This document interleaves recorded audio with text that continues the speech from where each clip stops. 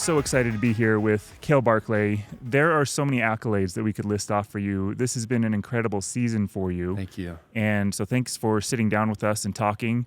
As we were getting up to this, so Jared here is a huge Herriman fan. He's a huge Cale Barclay fan. Yeah. And my claim to fame with my son is that I can say that I actually guarded Cale Barclay once. Yes, and you he have. wants you to come back and dunk on Dad. Like, that's his phrase. I want to see Cale dunk on Dad. I can do that for you, Jared. Which makes me a little bit sad. But take us through, what are some of the more memorable moments of this past season for you? There's a lot to choose from. As far as individual plays, I'd say my favorite moment was the off the backboard lob from Dre against Corner Canyon. It's a great play. Yeah, appreciate it's that. Great play. Yeah, it was a lot of fun. I didn't think that would ever happen in a high school game, so to have that moment and everybody go crazy like that was a lot of fun. And then especially against Corner Canyon, there's some history there, so to beat those guys like that was fun. And then in the playoffs, my favorite moment was the three I hit going into the fourth quarter. Kind of flipped the momentum in the semifinal game, going into the fourth quarter down by, I want to say 3. And against Corner Canyon, right? Yeah, against Corner Canyon, yeah. So now the momentum was going our way, and it kind of was now our game to win. So that's awesome. Yeah. I actually wanted to show that off the backboard dunk and have you take us through that. So we'll actually have that playing as we talk here. But at what moment did you know, okay, this is happening, right? Because there's a steal. We were at that game. There's a steal, and then it starts going down. So it helped that we were up by 15, 20 points, because I would never try that if it was a close game.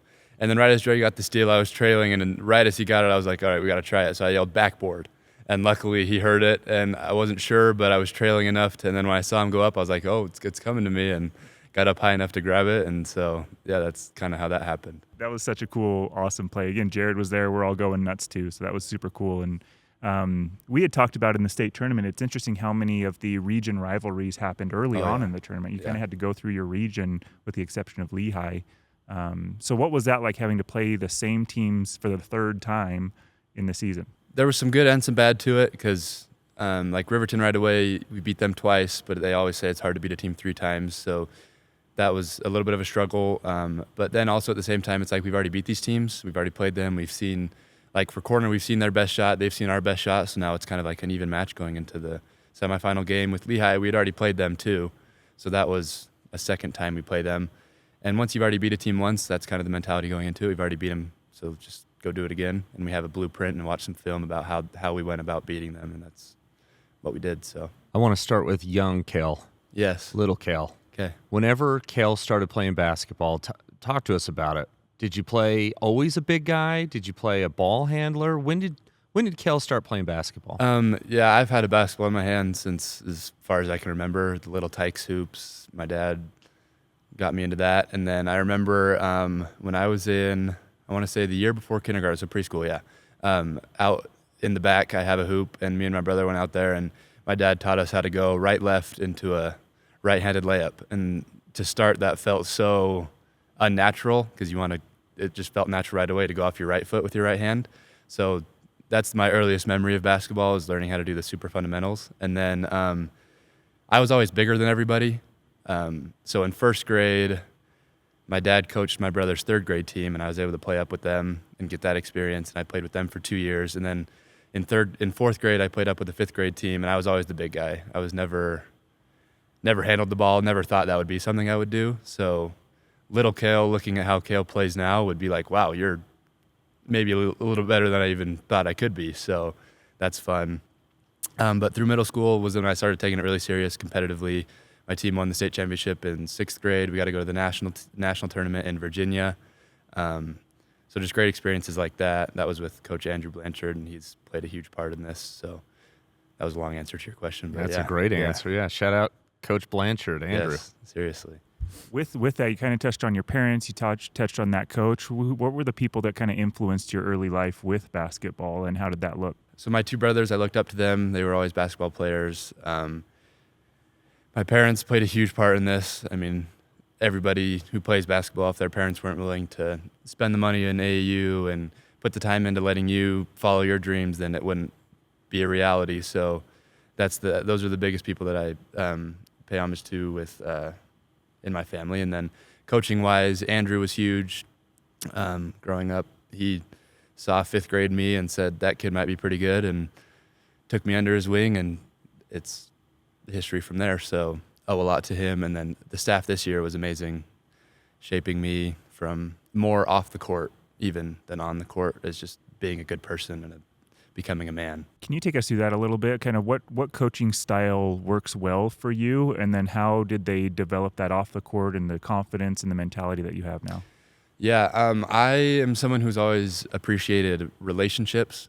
So for me, it's really easy if I can form an off-the-court relationship with my coach, then I know that when he's yelling at me on the court and getting on me on the court, I know it's out of love and he wants the best for me, rather than if I can't trust him off the court or we don't see eye to eye and aren't friends off the court, then it's kind of like, is he just attacking me as like a person rather than as a basketball player?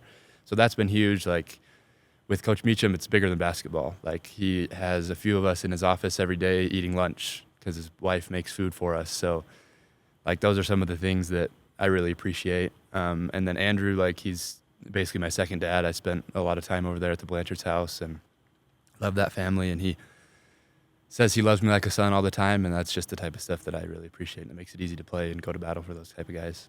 Cale, we all know, and it's pretty clear that you were obviously what other coaches were trying to come up with a game plan against, is what I'm trying to say, right? You're a matchup nightmare. There's not a lot of kids that have your height and your skill and can shoot and dribble and pass and all those things.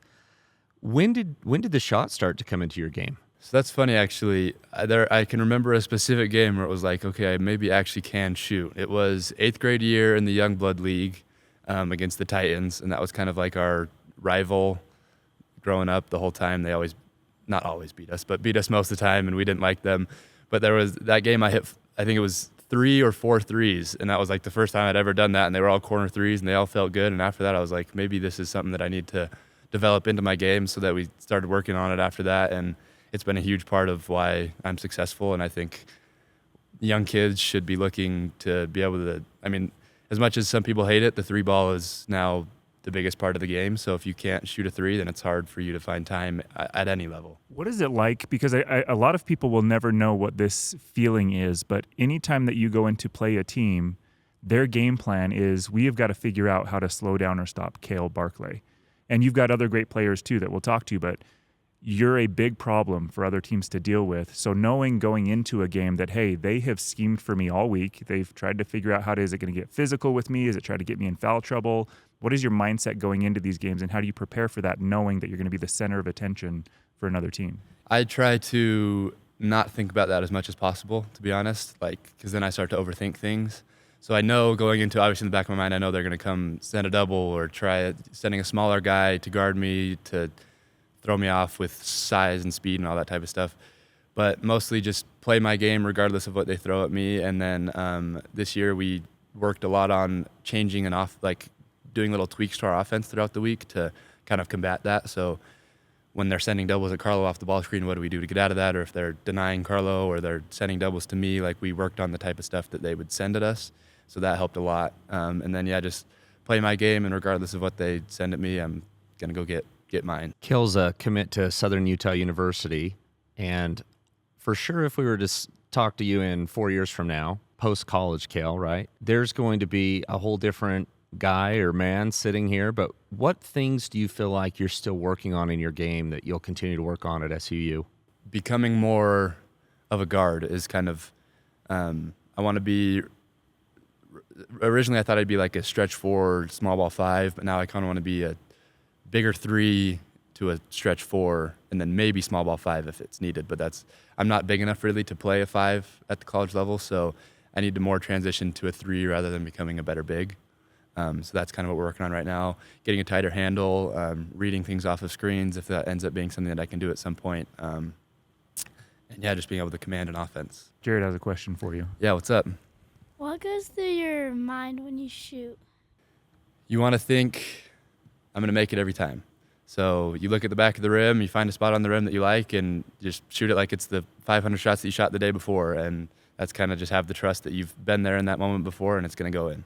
Do you ever get bothered if you start missing shots? We have a problem, both his dad and him, of kind of the perfectionism of if things aren't going exactly how we want. Do you ever have that of, oh no, and then how do you get through that? Yes, for sure.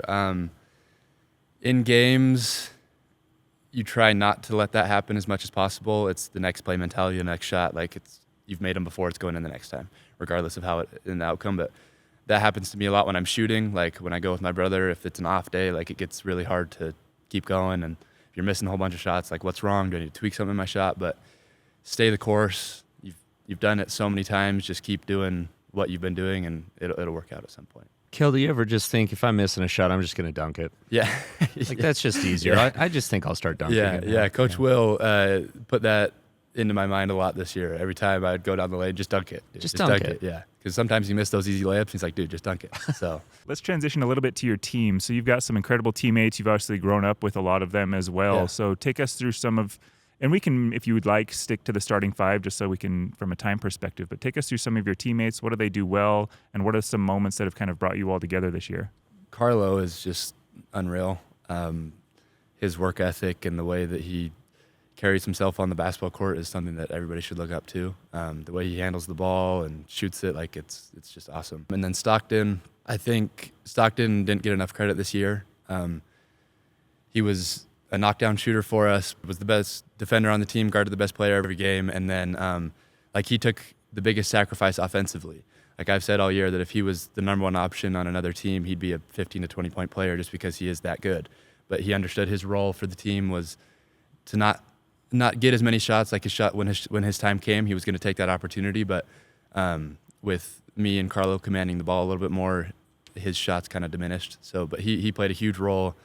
A lot of respect for him for what he did this year. And then Dre, I mean, he's just a dog is the best word I can think of it. My favorite thing about this year of Dre was crew fathering him on Lone Peak. Really good player, tall, lengthy, shoots it. We were struggling a little bit against Lone Peak, and we were like, who are we going to put on him? Stock was in foul trouble, and we were like, Dre, go try it. And right as we put Dre on him, he was in his grill the entire game, giving him elbow to the chest. Like I could see physically in Crew's face, he was super bugged with how Dre was guarding him, and that just describes Dre. Like he's not afraid of the moment. He's not afraid to back down from anybody. Zach was huge for us this year. He's the leader in Herriman blocks in one season, so that just shows a lot about he comes in 1 year and he is the backbone of our defense. If somebody gets beat, he's going to be there to protect the rim, and that's huge trust-wise. And shot the heck out of the ball this year, like 45% from catch and shoot threes, and that's huge for another big. Like to have two bigs that can also stretch it means that there's always opening on the floor. JJ, I love JJ. JJ was scrappy this year, did a lot of the dirty work that not everybody likes to do, got rebounds. He's undersized, but played a 4 for us sometimes, was a 3-4, and got the rebounds. Throwing backdoor cuts to him were my favorite thing ever. They'd send the double, and JJ would just find the right spot and just toss it down for an easy layup. That was a lot of fun. Stone, there's not enough words for Stone. I freaking love that kid. Came in this year, sophomore, had to find his role early on and couldn't play varsity, so pushing us in practice, and we're pushing him in practice and getting shots of them after and kind of acclimating him to the team. And then by the time he could play, he was ready and totally took that moment, and he was amazing for us in that last stretch. It's so fun to hear you say that. I mean, you guys just gelled so well just as outside observers watching you guys. It just seemed like, to your point of Stockton being willing to take on that role and excelling in that role was really cool. And I think it drove your success. So you guys were ranked number 1 in 6A for the whole season. What was that pressure like for you guys going into every game, knowing that the other teams are going to give you their best to try to knock down the champs? Yeah. Yeah, and we saw that a lot. I mean, every team shot it really well against us. Everybody's amped up to play us because we have that title. So it was really just instilled in us that we just play our game, regardless of what happens, win no matter what shots they're hitting, what the refs are doing. It's no matter what happens, we're going to do whatever it takes to win. And we knew everybody was going to get their best. We were going to get everybody's best shots, so we had to get up amped for every game because there wasn't going to be a team that, even if the record wasn't very good, they're going to play really well against us because they want to play really well against us. So we had to be ready regardless. Cale, I want to interject on that real quick and just say how cool it was that you gave awesome compliments to each of your teammates. There's a scene in one of my favorite movies, Draft Day, where Kevin Costner's the GM of the Cleveland Browns, I think. Yeah. And as he's looking at players to pick for the upcoming draft, he realizes one player didn't have any of his teammates come to his birthday party. And it's a big deal. I just want you to know, as you went through that list, I know your teammates are coming to your birthday party. Yeah. You are a good teammate. Yeah. How long have you played with Carlo? I know as a scouting, as teams were probably scouting you as like a 1-2 punch. How long have you played with Carlo? Because you guys fit seamless together. Yeah. So we've played together since 5th grade, but I've played against him since, how old are you, Jared? 9.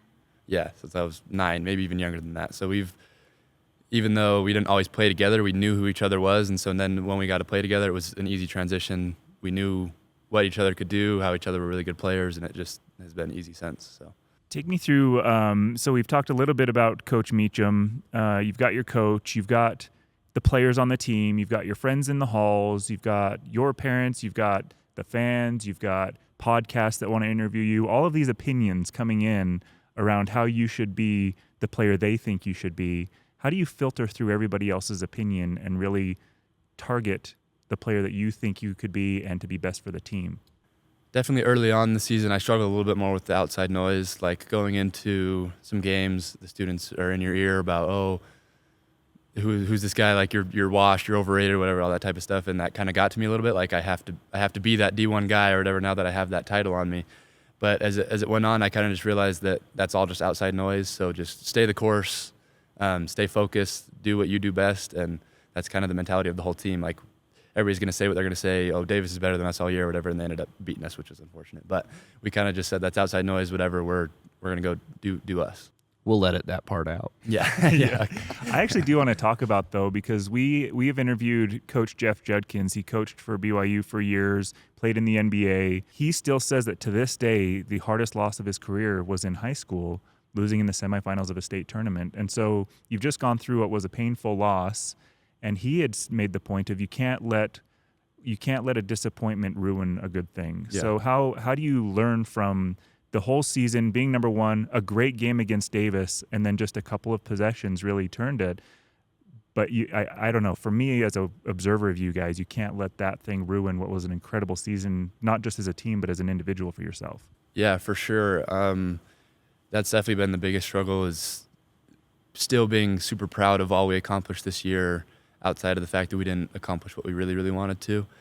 Because Herriman, basketball-wise, has never won a region championship. We won a region championship. There wasn't a single trophy in the basketball trophy case for the last 15 years that Herriman's been around, and we put 4 in there. So one of them's a second-place trophy, which isn't as nice, but it's there, so that we know that those are the things we've accomplished. We won the Florida tournament, we won the Skyers tournament, region championship, and then have the state championship trophy in there that is silver, but it's in there. So that those are the type of things that we need to remember and hang our head on the fact that we accomplished all those amazing things. So we take some responsibility. So Jared was at every one of your state tournament games except the final, so he wasn't there to give you guys high fives. Yeah. So that's our fault. Yeah. We're going to take full responsibility. Are there any coachisms that Coach Meacham would repeat that kind of stick in your mind throughout your life? Yeah, so the first one that stuck out with me right away in the first few coaching meetings, he says, how you do anything is how you do everything. So from the classroom to how you are at home, to how you carry yourself in the hallways, to how you are with your friends, are you trustworthy, all that type of stuff translates to anything else you do. So on the basketball court, if my friend can't trust me off the court, how's he supposed to trust that I got his back on the court? So that's how you do anything is how you do everything. That was a big one. And then pressure is a privilege. I really embraced that one this year because we are the number one team, and we have that pressure, but that pressure is a real privilege because our freshman and sophomore year, we weren't that team. There was no expectations on us, so it wasn't. It makes it more fun to be the team that has those expectations. So that pressure is a privilege, and you enjoy that. And then our team one this year was let's work, regardless of on the court, off the court, whatever it is, do the work, and it'll pay off. I looked at your Instagram account and in preparation, and you're a 4.0 student. Yes. I mean, you take this so serious. You realize school's important, basketball's important, but take me through a little bit of the high school experience, time commitment, practices, weight room, conditioning. I mean, I know you're completely all in. I might have even heard that you're taking a nap as part of your regimen today. You know, you're a senior in high school. Yeah. So it was instilled in me through my parents that grades matter. So even through middle school, like a lot of kids take middle school off because it doesn't matter or whatever. I only had 1 A-, and that A- still kills me to this day. I remember the class, I remember the teacher, all that type of stuff. So that's kind of how I am. So with grades, like that was super important. So every Sunday, I try to do as much work as I can throughout the week, but especially during basketball season, it gets hard. So you get swamped with stuff. But Sunday, I set my phone aside, and for 2 or 3 hours, whatever it takes, I finish whatever homework I didn't get to do throughout the week and get those in on time. This year, it's been a little bit of a struggle. I'm getting a little senioritis, but up until this point, it's been pretty good. And then as far as like weights and shooting and all that type of stuff, it's part of the process, so it has to get done. It's always not so fun. Like sometimes, like I lifted yesterday for the first time in a little bit since the season, and I'm sore today, and it's like I don't want to go again, but I'm going to have to, because that's the type of stuff that you need to excel at this level. So now's the best time for me to play you then, is what you're saying. Today. Yeah, do I have a chance? I'll be there Tuesday morning, hopefully. Neither of us have a chance. The answer is neither of us have a chance. What is something about the realities of high school basketball that as young kids, or if they're a freshman coming in, that they maybe don't realize is as difficult or as challenging as what the glitz and glamour might look like? Everything's not quite as fun as the games are. Before the season, we have a basketball class, and every basketball class is strictly running. You're just conditioning. And now that I'm a senior and that's over, you kind of, it makes you sad that those things aren't happening. So in the moment, you got to enjoy it all, regardless of how hard it is or how not fun you're having. It's part of the process again. So that's the stuff that you have to have fun with. And then practices, it's all new. Like growing up playing middle school, like you have practices with like an hour and a half, and you're kind of just going a little bit through the motions because you got 3 games on the weekend and it's more just tournament style. But when you're practicing every day, it becomes perfecting the little things and the fundamentals, even when you don't think you need the fundamentals, and practicing what's going to happen in those games. That's kind of how it goes. We're just really here to build up your self-esteem, as if it needs any help. But I have to tell you, that game in the semifinal against Corner Canyon was close, and it was tighter than I thought it would be in the second half. Yeah. And then there was a moment where, and I've mentioned this with Eric as well, Cale just took over that game. And so much credit to your entire team. You're a great teammate, but I firmly believe that you made it to the state championship because Cale stepped in and took over that game. Take us through those final minutes of that game prior to the state championship a little, if you would. So I struggled in the first half of that game. Had more turnovers than points, I think, at halftime. So getting into the halftime locker room, I was a little bit down on myself, kind of like apologizing to people, like, hey, I got to stop having these turnovers. And it was my teammates that kind of said, hey, whatever, it's a new half. We're right here in this game. Let's go do our thing, and we're gonna go win this thing. And then the third quarter, I kind of got going a little bit, and then I hit that shot going into the fourth quarter. And after that, it was just, that's when you kind of get into flow state, and you just, it's all really a blur at this point. But it was kind of just get the ball in my hands, and I'm going to go make a play. So there was no answer for Cale Barclay. I got to think that Corner Canyon that whole game is going, great, we did it, right? Like we've taken Cale out, for sure. And then oh no, right? Like, oh no, here he Somebody comes. guard him, right? Let's go a little bit outside of basketball. Tell us a little bit about you as a person. What do you like to do off the court that isn't basketball, that isn't sports, and kind of what do you do to relax? I hope people agree with me on this, but I'd say I'm a pretty nice person. I'm outgoing. I include everybody. Like I just be the guy that everybody likes to be around is kind of my goal. And as far as what I like to do, hang out with friends, hang out with family. We like to road trip, go on hikes. We have a thing where we like to go to national parks and state parks and all that type of stuff. So that's kind of my favorite thing to do outside of basketball. Cale, do you know you have fans already on social media? I mean, obviously you do, right? But they're reaching out. We have a couple questions from a couple different fans. This is from DMD_14 from the Gram. How do you keep your school grades up and put in the work for basketball? So back to that, every Sunday is kind of I call it homework day. That's been my bread and butter for school throughout the years. And basketball, you just got to spend at least 3 hours a day in the gym, like whether that be practice, outside of practice, whatever. I try and get about that number. Have a number of shots you go in each day. That's having goals that keeps you on pace. And another question here from Anderson Roth. What was your schedule throughout the years on getting work in, and did it change? It definitely changed. Freshman and sophomore year, it was a little less intense as it has been junior and senior year, because once you get into those years, it's like, okay, this is when it really matters. If you don't put on tape what you can, then the dream of playing college basketball isn't going to happen. So during the off season, getting up early in the morning, going to play in those open gym runs with Coach Meacham. Those are huge things. Just play as much as you possibly can. I'm trying now that I'm in the off season again, I'm trying to play runs at least 2 to 4 times a week, shoot every day, at least once, hopefully twice each day, and then get a lift in is the schedule. We've taken a lot of your time. You've been very generous. I guess the last question that I have is, do you have any parting advice for younger players, like a big fan of yours, Jared? What advice would you give to him at his age around the basketball journey? What should he be working on now, and is it worth it? Yes, to answer that last question, it is 100% worth it. This year we talked a lot about the Sportlight, which is the spotlight you get from sports, and that's a super fun thing to have in high school. The biggest things to work on, just whatever you're best at, get really good at that. And then the little things that you're not so good at along the way, perfect those as well, but perfect what you're really good at. So have something going into high school that you're like, okay, I'm super confident in this one thing, and the coach can trust me to do this one thing at least.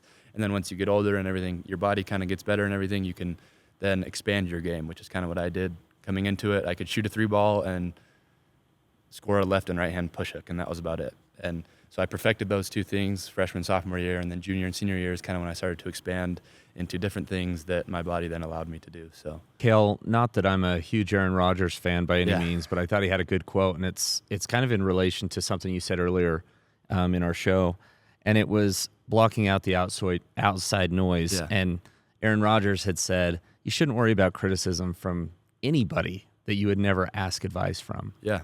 And just as parting words from us, I was thinking this morning getting ready, I'm probably more than twice your age, which makes me feel so sad. But you are such a good player, and you're a great teammate. Just continue to focus on the things that make you you, and let everyone else watch.